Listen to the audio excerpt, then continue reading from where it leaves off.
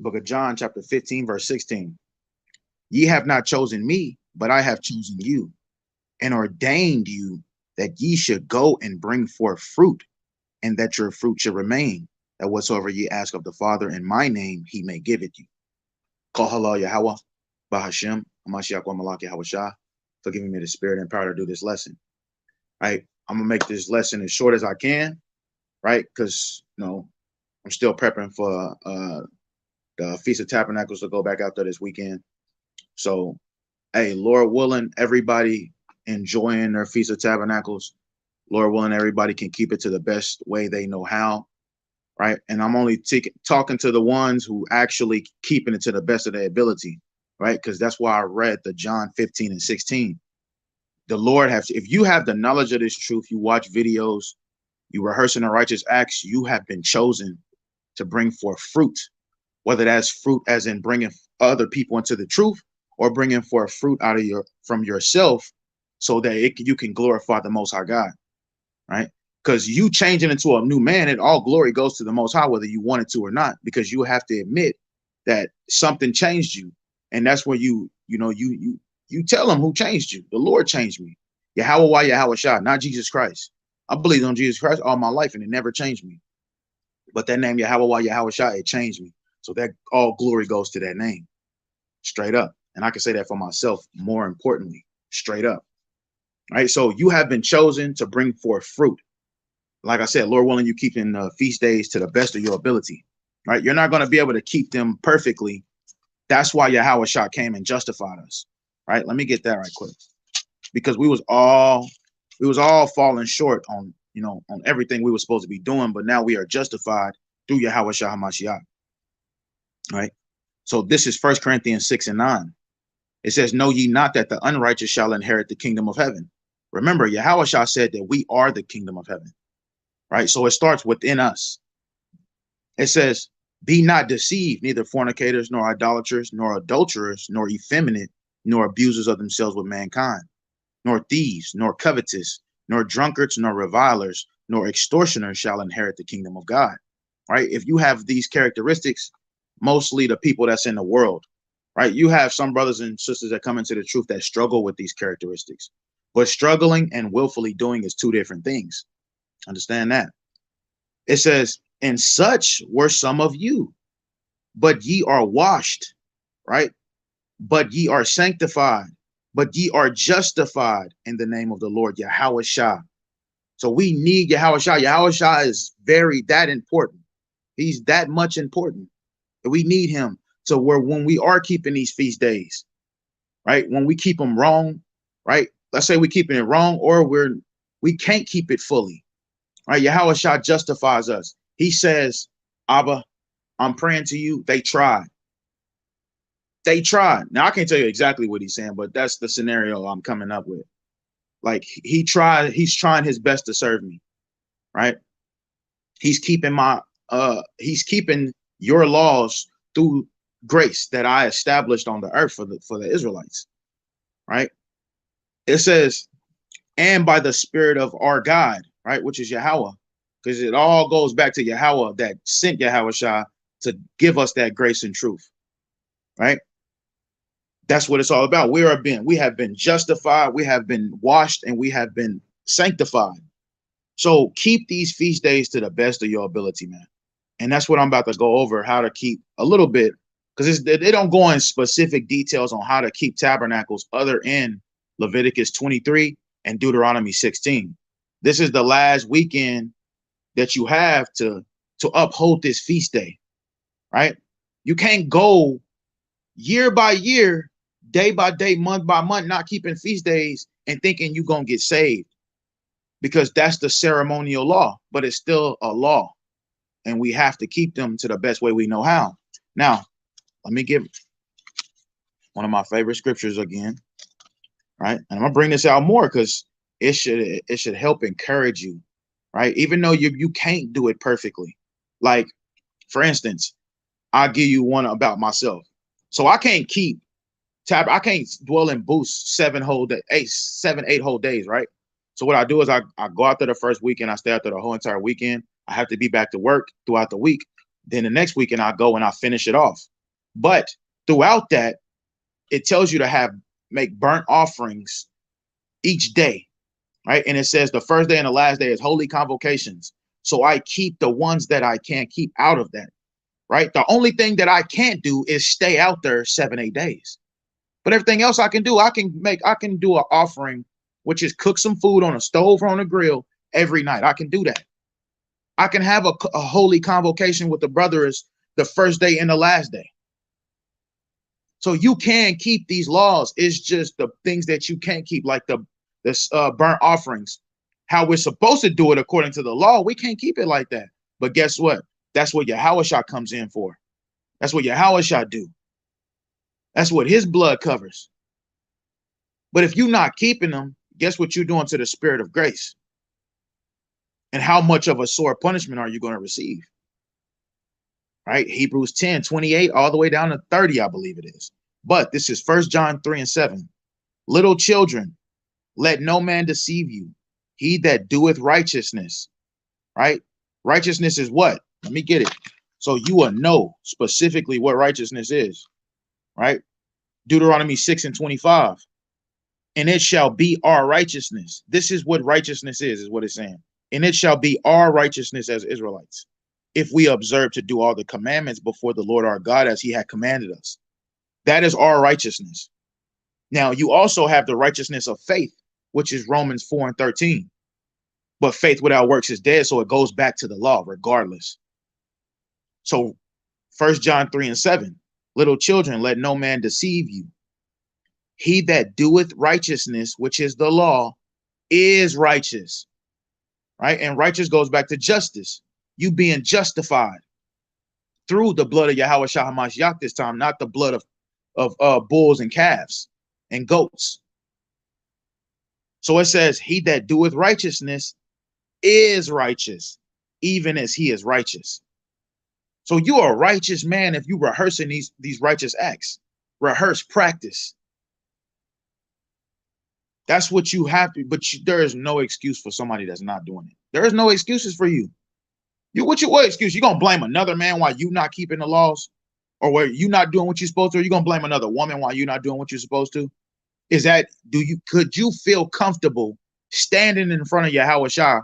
Because you're gonna have to stand in front of Yahushua. Could you stand in front of him and be like, I didn't do this because that person so-and-so? It's gonna be crickets out there. Yahushua gonna be like, what? You probably not even worthy enough to stand in front of him, man, honestly.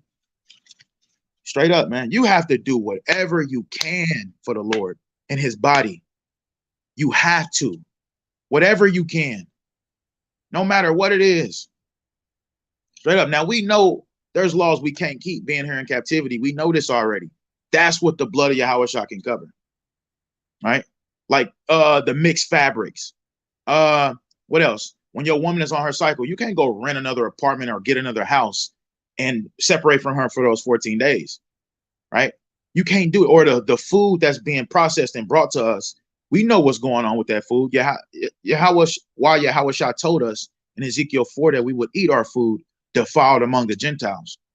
Now, defiled among the Gentiles, when you go into that, bro, that's not talking, bro, you're eating unclean foods, which pork, all of that. You're eating human food. You best believe you ate a human before. You're eating dung. Bro, Esau ain't playing. You're eating these things, but it's all a punishment. But as we come back to him in these last days, like it tell you in Baruch, we should be seeking him 10 times more, but it says that he was going to put his spirit on us to seek him, right? So therefore we have been justified. Lord willing us. And that makes me think of this in Romans. And then I get then we'll go to Tabernacles. So this is Romans chapter 8. And I'm going to start at 28. It says,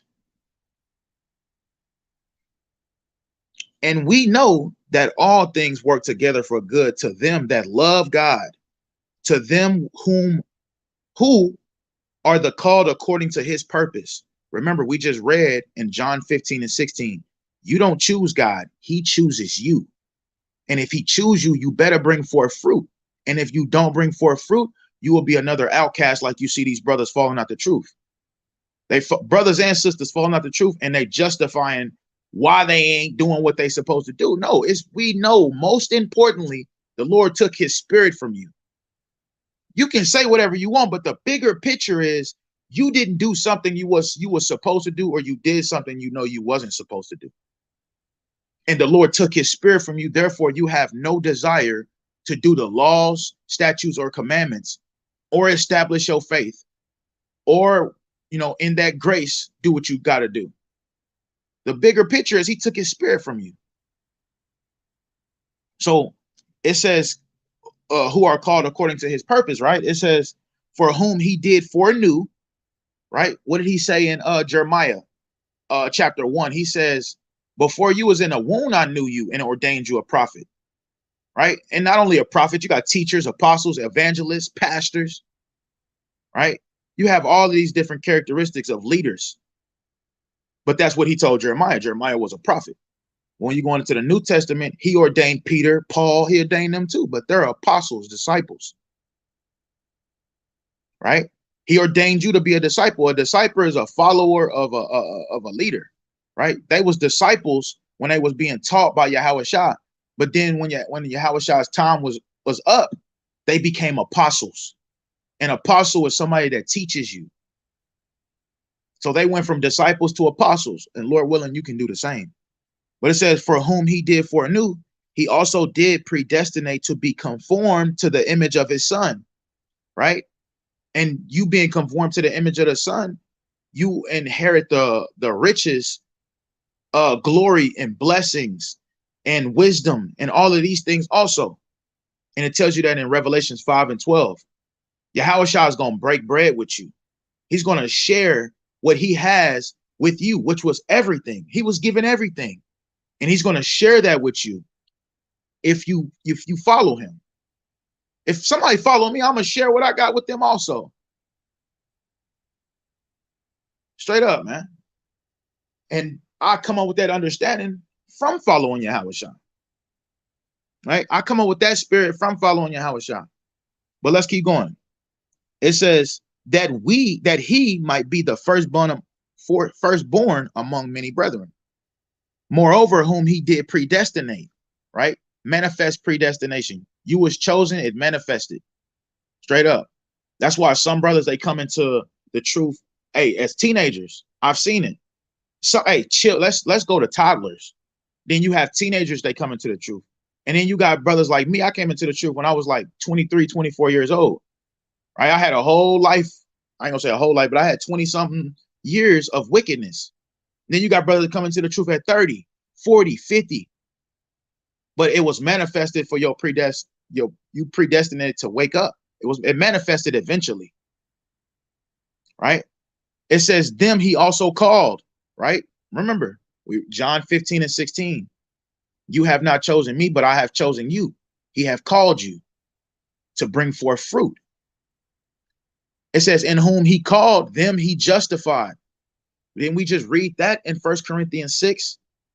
Right? Let me read. I got to read that again because that's a beautiful verse. You being justified is beautiful. Right? Would you justify somebody else? When you know they wicked, would you justify them? So 1 Corinthians 6 and 9. Know ye not that the unrighteous shall inherit the kingdom of God? Be not deceived. Don't be deceived. It says, neither fornicators, nor idolaters, nor adulterers, nor effeminate, nor abusers of themselves with mankind, nor thieves, nor covetous, nor drunkards, nor revilers, nor extortioners shall inherit the kingdom of God. And this is the point. And such were some of you. All of us fulfill one of these characteristics, mostly idolatry and adultery. Right? Hey, thieves, covetous, drunkards, revilers. I believe that's going into partying all the damn time. That's all you want to do. Go out. I'm ready to turn up this weekend. It's Saturday. It's the Sabbath, but you ready to turn up. And they do the most wickedest stuff on Saturday night or Saturday period, because that's everybody's day off too. Right? Friday night to Saturday night. is the utmost wickedness and the utmost deaths too, because they are breaking the Sabbath. It says, and such were some of you, but ye are washed, but ye are sanctified, but ye are justified in the name of the Lord Yahushua. So Yahushua needs glory too. That's why we use the name Yahweh Yahushua. Wah is and. Yahweh and Yahushua. He came down here in sinful flesh, did not sin one time, just so he can give you another chance at Abba. Right? That blood, that precious blood. It says, in the name of the Lord Yahushua and by the Spirit of our God. Right? So going back to Romans 8, it says in 30, moreover, whom he did predestinate, them he also called. And whom he called, them he also justified. And whom he justified, them he also glorified. And he glorify us by bringing us into the truth. And we glorify him by praising his name and explaining how we changed our lives. Bruh, me personally, if you knew who I was, I'm not sitting there saying I was the baddest, I was the biggest this, biggest that. I was just a wicked ass nigga though. I was wicked. Bro, I didn't respect my mother. Bro, none of that mattered to me. I didn't care. I didn't even care about my own health. I didn't care about nothing. But all of that's has been changed around, all of it. And it takes time to change, but you will change. It says, them he also glorified. What shall we say then to these things? If God be for us, who can be against us? So there you have it right there. If you really want to change, if you want to endure to the end, you're going to endure unto the end. Right? The Lord said before you life and death. You got to choose which one you want. A lot of brothers, they let persecution get to them and they fall out the truth. And they think that that's going to change God's mind. Like, all right, man, I probably gave you too much. So I'm gonna do this because I don't want you to fall out the truth. No, it don't work like that. A lot of brothers, they see riches, glory, and Satan to bring these things in their face. He's not giving it to them, but he's giving them the opportunity to chase it and get it. Satan wants you to work for what he do too, what he got for you too. And it all starts down with bowing down to him, agreeing to him, right? Be wicked and I'll give you this. Then you see brothers, they go back in the world, then they start being wicked, then they start getting the stuff that they want. But then they still think God is with them, and he's not. Why? Because they're not rehearsing the righteous acts no more. You're not keeping the laws. That's what this whole book is about. How Israel was given a law, they broke it, they went into captivity, and the Lord is going to justify, he's going to bring them back, justify them, and put it on their inward parts. And we will never transgress the law again. So regardless, Old Testament, New Testament, it's about the law. Because even in the kingdom, we're going to keep it. So now let me go to Leviticus. Leviticus 23 and 33. And this is the tabernacles, right? What we upholding. So it says, and the Lord, Leviticus 23 and 33. And the Lord spake unto Moses, saying, speak unto the children of Israel, saying, the 15th day of this servant of Salakia, the 15th day of this 7th month shall be the Feast of Tabernacles for 7 days unto the Lord. Now, this right here is a problem within itself, what you see brothers do. Like, they will go toe to toe with you about what day you keep it. That's their biggest concern. That's their biggest focus. But then here it is, they not even keeping it. You think that don't happen? That definitely happens. People will tell you, well, you keeping this wrong. You're keeping this wrong, but nigga, you not keeping it. How do I know you not keeping it? Because it tell you to have a holy convocation, a holy gathering. There's one thing when you have to keep it alone, and there's another when you don't. And a lot of you brothers don't. Y'all do. Y'all try to be alone so that you can be like, well, I don't have nobody to keep the laws with. I don't have nobody to hold me accountable. I don't have nobody. Y'all got all the excuses in the world. But think about it. Can you stand in front of Yahushua and tell those excuses? That's what you have to understand. Let's keep going. Verse 35. On the first day shall be a holy convocation, a holy gathering. That's what a holy convocation is. And what makes it holy is you're not doing what people do in the world. What people do in the world, they get together. There's no praying. There's no speaking of the Most High God. There's no reading no Bible. That is just straight wickedness. The women dress like whores to try to impress their husbands' homeboys. The men, they in there with googly eyes. They looking at they homeboys, girl. It's just wickedness from the door. And you can see it when they come in the door just by what they dress. Right? And not only that, their wicked deeds itself. But it says, on the first day shall be holy. Holy is separated. We don't do what we see the world doing. This is holy. This is separated. Why do you think these nations are trying to steal our culture? Because they see us holy. They see us separated. But it says a holy convocation, a holy gathering. Ye shall do no servile work therein.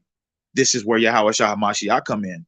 Because for those 7-8 days, you got to go to, what you going to call in 7-8 days? You're going to lose your job. You're going to lose everything.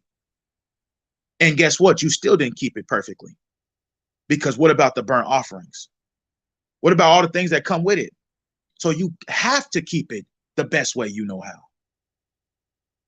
So like I said, the first weekend, Friday, Saturday, Sunday, we go out Tabernacles. We have to leave Sunday night to go back to work Monday. But we still have these cookings, right? We still read. We still do what we supposed to do when it comes to high holy days. And I'm not talking about just Tabernacles. Each high holy day, there's different requirements. But work is mandatory. You got to go to work. So don't feel bad, because that's what Hamashiach and Yahushua is for. Us being, Lord willing, us justified, sanctified, like we just read, and washed, right? So it says, you shall do no servile work therein. That means work for money, work a job. It says 7 days ye shall offer an offering made by fire unto the Lord. On the 8th day shall be an holy convocation. So the first day is a holy convocation. The last day is a holy convocation. Straight up. But it says you should make an offering made by fire. Right now, we don't do those kind of offerings as of now, because we are in captivity. So what we do is we will cook a meal, and we would do the same characteristics of it. But Yahweh Shah is our offering. Yahweh Shah is our sacrifice offering. So Yahweh, most importantly, that area right there, Yahweh Shah covers. So it says, on the 8th day shall be an holy convocation unto you, and ye shall offer an offering made by fire unto the Lord. Right? That's when you pull out the grill, or you pull out the stove if you don't have a grill. Each night you should cook some food. Each night it should be requiring cooking a meal. Right? It says, made by fire unto the Lord. It is a solemn assembly. And ye shall do no servile work therein. So there he's saying it again. But like I said, you have to go to work. Now you can try it, not going to work for those 7-8 days. And guess what? You're still not going to, you still didn't keep it perfectly. There's still an error. It says, these are the feasts of the Lord, which ye shall proclaim to be holy convocations. All right? Feast day, high holy days. This is the ceremonial law. It's still a law, statute, and commandment. It says to offer an offering made by fire unto the Lord, a burnt offering and a meat offering and a sacrifice and a drink offering, everything upon his day. Now, like I said, we can't do that, but we definitely still cook and we cook it unto the Lord. But the real offering is through Yahweh Shah HaMashiach, if you can understand that. You still got to do the cooking. It's like we still got to, just like even though we justify, we still got to go out and dwell in booths. So even though Yahweh Shah is our offerings, he covered the offering, sacrifice, burnt offering, and meat offering, we still fire up the grill and do our offering. But we are justified. We're rehearsing these righteous acts. We're practicing. Right? It says, beside the Sabbath days of the Lord, and beside your gifts, and beside all your vows, And beside all your free will offerings, which ye give unto the Lord, we still have to keep these high holy days, specifically tabernacles, what it's talking about. Beside all of these, you still got to keep this high holy day. It's even if no, it's saying even if it fall upon this like a vow that you made, or a free will offering that you want to make, or even a Sabbath or a gift, you still have to keep it if it fall on any of these. It says also in the 15th day of the 7th month, when ye have gathered in the fruit of the land, right? And this fruit of the land, this is what paying tithes goes into, right? It really goes into fruit and vegetation and crops that you have. That's the real paying tithes that you're supposed to give to the priest. But it also said if you was in a far country, you're supposed to exchange it for money. So now, us being in 2022, being in captivity, we use our money as this gathering in the fruit of our land, right? Because there's a saying in the world like where you work hard and you conjured up, you got all this money, you enjoy the fruits of your labor. So what this is the same thing. You save money for this feast day, and you bring, you buy the stuff that you need to go along for this feast day. So you're still keeping that part too, right? Buying the tents, right? Paying for the food, right? The wine, the drink offerings that you make too. All of these things are still you bringing in the fruit of your land, right? The fruit of your labor. It says, ye shall keep a feast unto the Lord 7 days. On the first day shall be a Sabbath, and on the 8th day shall be a Sabbath. First day, last day is a Sabbath. And not a Shabbat, but a Shabbat one, like a new moon. It's because it tells us we're supposed to cook on each day. You can't cook on a Sabbath. So this will be, when you go into the blue letter, you have a Shabbat, and then you have a Shabbat one. New moon is a Shabbat one. It's still a Shabbat, but it's a Shabbat one. Right? It says, and ye shall take, Shalakia, and ye shall take you on the first day of the boughs of goodly trees. Right? And it's telling us how to make these booths, these shelters, these tabernacles. It says, and you can try to do this also, right? Go buy these things, right? These goodly trees and try to make your own booth. That's fine. You can do that. Or you can just buy a tent. But you're still keeping it. You're still dwelling in shelters. You're still dwelling in booths. You're still dwelling in tabernacles. The whole objective is this high holy day is more of a memorial. And we're going to read that. It says branches of palm trees, right? Where would you get palm trees from? You better not go cut them down. Esau going to be on your ass. Like, whoa, what are you doing? It says, and the boughs of thick trees and willows of the brook, and ye shall rejoice before the Lord your God 7 days. So this is not like Passover, right? This is not like the Day of Atonement where we're supposed to afflict our soul. It says that we should rejoice before the Lord these 7 days. You should be having a good time while you're out there in the wilderness, because that's where we go. We go out to in nowhere, a place in Oklahoma like Keystone Lake. We'll go out there, and we out there by ourselves, so we can keep it the best way we know how and how we would like to when it comes to rejoicing before the Lord, whether it's blowing trumpets, yelling out the Lord's name, praying together. We can keep it the way we want to. All right. And if you are in Oklahoma, you're more than welcome to join us. Or if you want to come from somewhere else, and you're more than welcome to join us. But you have to be keeping the law, statutes, and commandments, or you will get denied. This ain't no damn family reunion like how the world keeps it, where nigga got a pack of sticks in his bag and some codeine in his other bag, and he got the 7-Up, the Sprite to go with it. It says, ye shall rejoice before the Lord your God 7 days. We should be having a good time during the Feast of Tabernacles. And we do for the most part. Israel, they are festival people anyway. So we gonna have a good time regardless, unless it requires us not to. But in this if you read verse 38, it tells you, Salaki, not 38, in verse 37, it tells you that you should have a drink offering. When you go into drink offering, that goes into you drinking wine or strong drink. So the Lord is ordaining you, he's commanding you to have a drink, And the Hebrew word for wine is yam yam, I believe, or yam yan, or yan yan. But yeah, you're supposed to drink on this day also.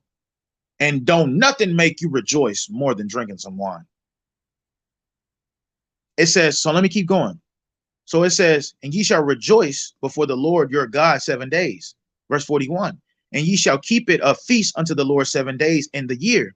It shall be a statute forever in your generations, to 1,000 generations. And remember, from Abraham to King David is 14 generations. From King David to Yahushua is 14 generations. That is 28 generations right there. Think of 1,000 generations though. That's forever. So he says, forever in your generations. So even in captivity, you have to keep this.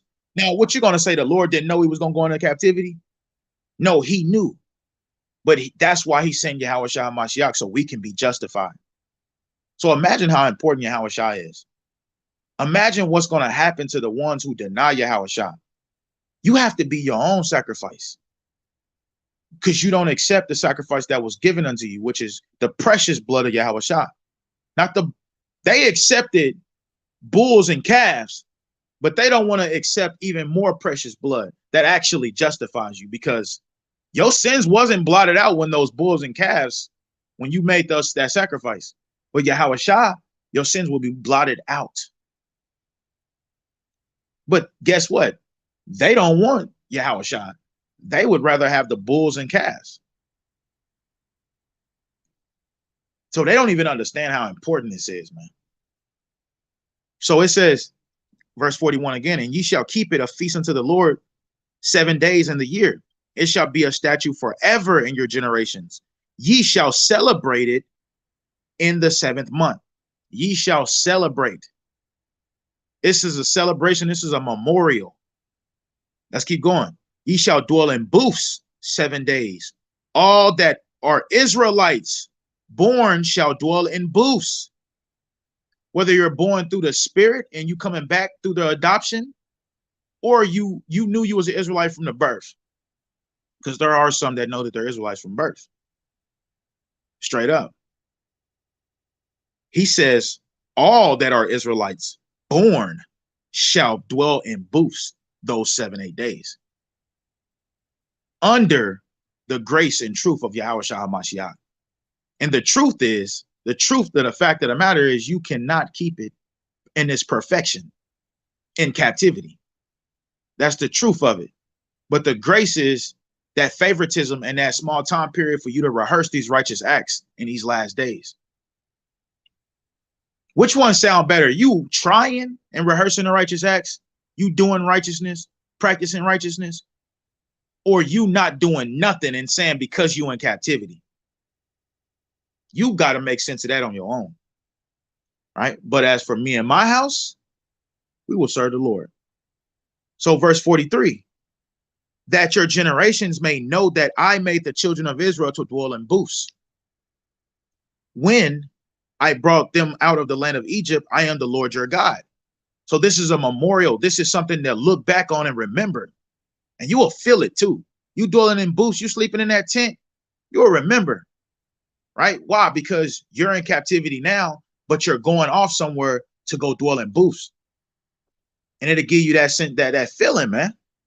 That good feeling. The Lord is still with us. And that's why he says, I am the Lord your God. He's saying, I am Yahweh thy power. I am Salakia. I am Yahweh thy Elohim, which is your power.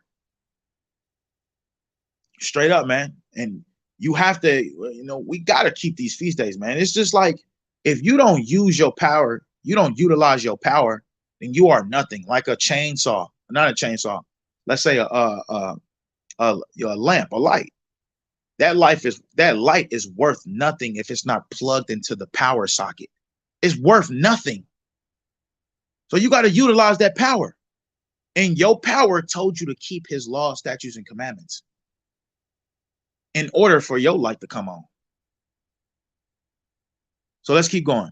Verse 44, and Moses declared unto the children of Israel the feast of the Lord. And we have to keep these feast days. You don't get to come up with excuses why you can't, man. Because you heard all, man. From the smallest to the greatest. There's been mighty great men. They don't want to keep the laws no more. Right? Or they'll wear fringes, but they won't keep no other laws. And they got the perfect excuse why. That's the biggest thing. I should do a lesson over that. Excuses. Like, really think about it. What excuse would you have? Because I know one thing I did know in Christianity, everybody think that they're going to be able to explain to God first why they couldn't do this or that he told them to do. So they're thinking they're going to be able to explain why. God going to be like, he's going to be steaming. You're going to be seeing smoke coming out his ears. He's steaming. And while you're explaining it to him, he's calming down and he's like, you know what? You're right. I'm sorry I put all that pressure on you. Bro, that's not happening like that. It's not. You're not going to be able to say nothing because he's been watching you the whole time. He's been watching you the whole time. And how beautiful is that? Hiding in plain sight. You right there the whole time watching. But they think you ain't watching. That's why the world doing what they doing. Because the Most High, he disappeared for a while. But he's been there the whole time. He's hiding in plain sight. He's right here. Right there. Straight up, man. No excuses. All right, so this is the last precept. Deuteronomy 16 and 13. It says, thou shalt observe the Feast of Tabernacles 7 days. After that, thou hast gathered in thy corn and thy wine. Right? This goes back to Leviticus 23. Leviticus 23 is more detailed. Right? The book of Leviticus is more detailed on how to keep the high holy days, the feast days. Right? So it says, after that, thou hast gathered in thy corn and thy wine. This goes back into the fruit of the land. Right? Wine comes from grapes, which comes from the land. Corn comes from the ground, which comes from the land. But now we don't have these crops, vegetation, and fruits in our ground. So we have to go purchase it from Esau. But the fact of the matter is you go get that. So it says, and thou shalt rejoice in thy feast, thou and thy son and thy daughter and thy manservant and thy maidservant and the Levite, the stranger and the fatherless and the widow that are within thy gates. But not only within thy gates, because when you are within the gates, you better be keeping the law. So if you attend not only ours, if you attend any brother's camps, you better be keeping the law, statutes, commandments. Straight up. So it says, 7 days shalt thou keep a solemn feast unto the Lord thy God in the place which the Lord shall choose. Because the Lord right now, he chose Jerusalem straight up off top, but we're not in Jerusalem. Now, it's a difference when we can go back to Jerusalem and when we can't. We can't go back. Jerusalem is polluted right now. Jerusalem has to be destroyed and rebuilt. It has to be cleansed. So let's say even if we did go back to keep it, it's defiled. So once again, you will not be able to keep it as perfect as you want. There's an era in every feast day you keep. You best believe that. That's why we need Yahweh Shah. So start reading the Gospels. So it says,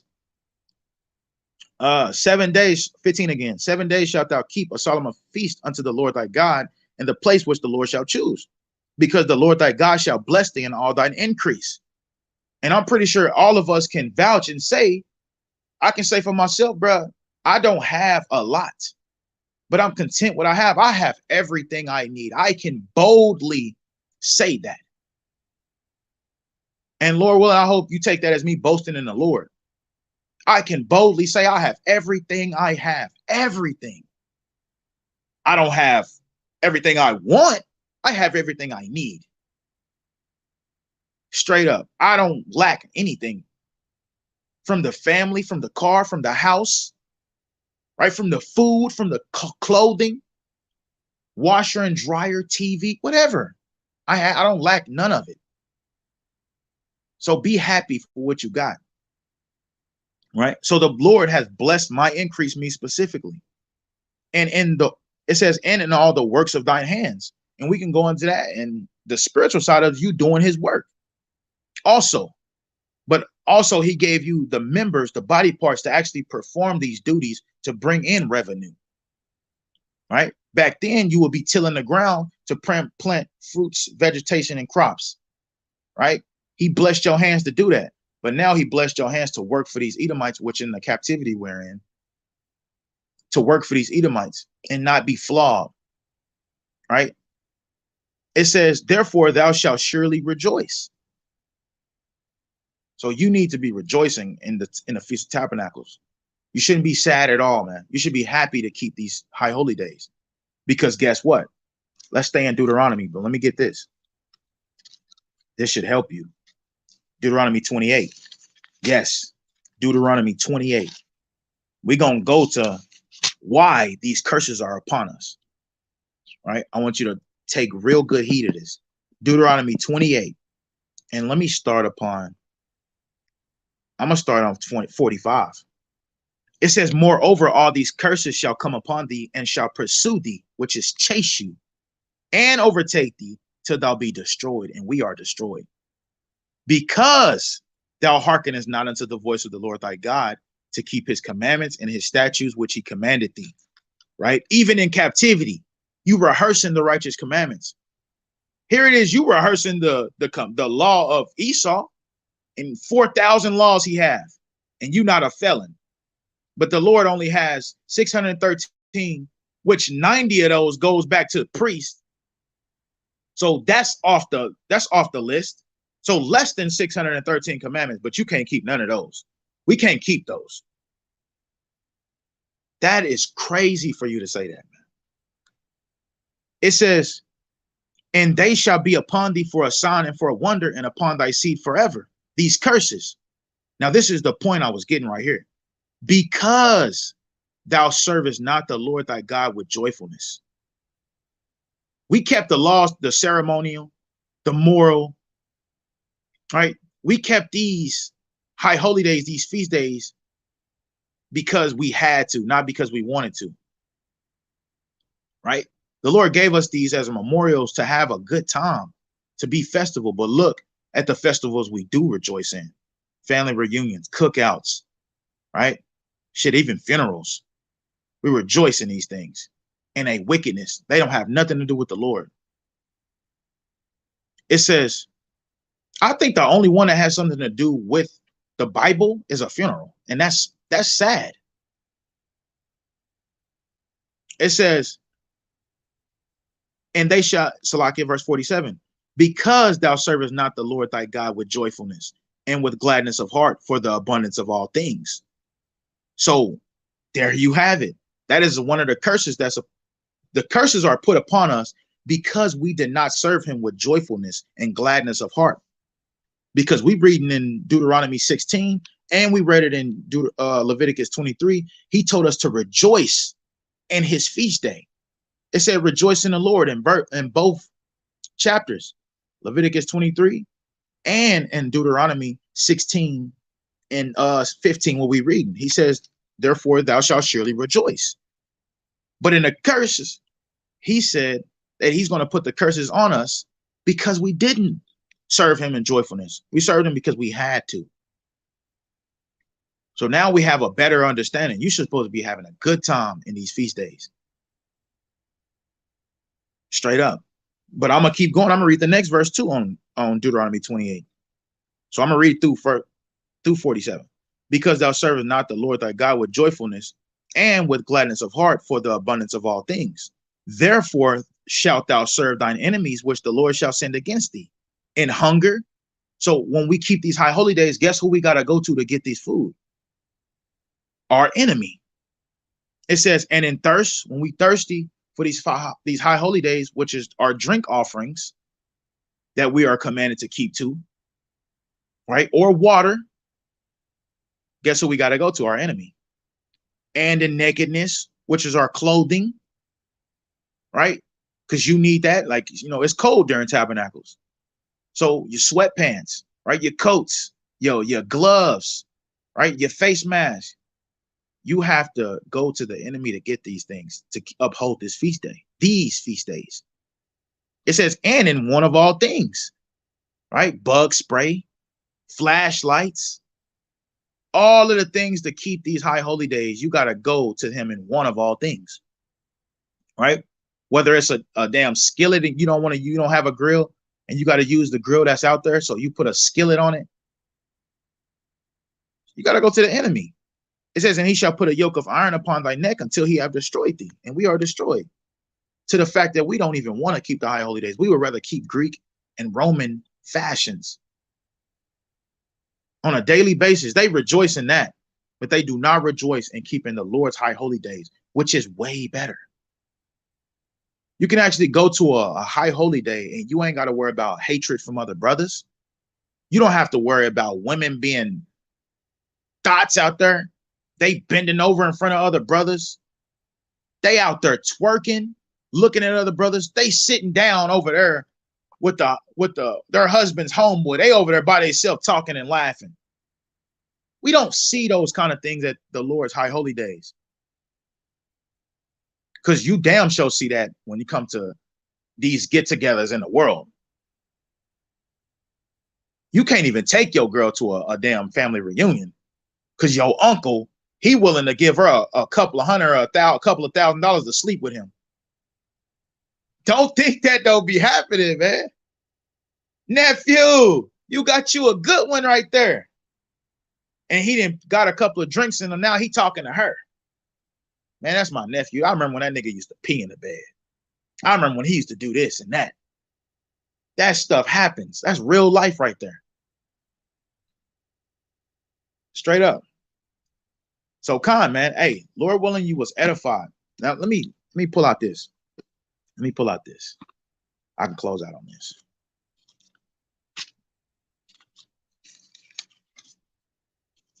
Hey, but Lord willing, you was edified, man. So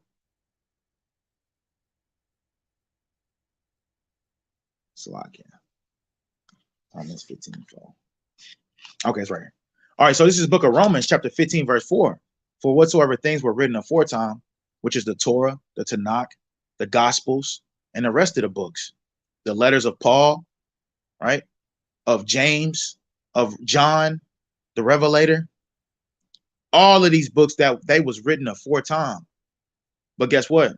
Were written, it says, for whatsoever things were written aforetime were written for our learning. We're supposed to learn and do these things, right? We learn from it. Whether it's King Ahab and Jezebel, we learn that was a wicked king and how to be wicked and what will piss the Lord off and how not to be and how a woman will act and how she portrays the man. We learn all that through the scriptures that was written aforetime. Or King David, how righteous he was, how to learn from that, the sure mercies of David, how to be merciful, right? How to be righteous, right? Because it said that Saul, when he was king, they said he wasn't even worried about the Ark of the Covenant. But King David, as soon as he became king, he took the Ark of the Covenant to a better place and he built something for it. That's righteousness. So the scriptures that was written aforetime was written for our learning. You're supposed to learn from it, whether it's good or it's bad. Learn from these scriptures. So it says, for our learning that we, through patience and comfort of the scriptures, might have hope. And guess what? You are saved through hope. Thus says the Bible, man. The Lord willing, you was edified, man. Shalom.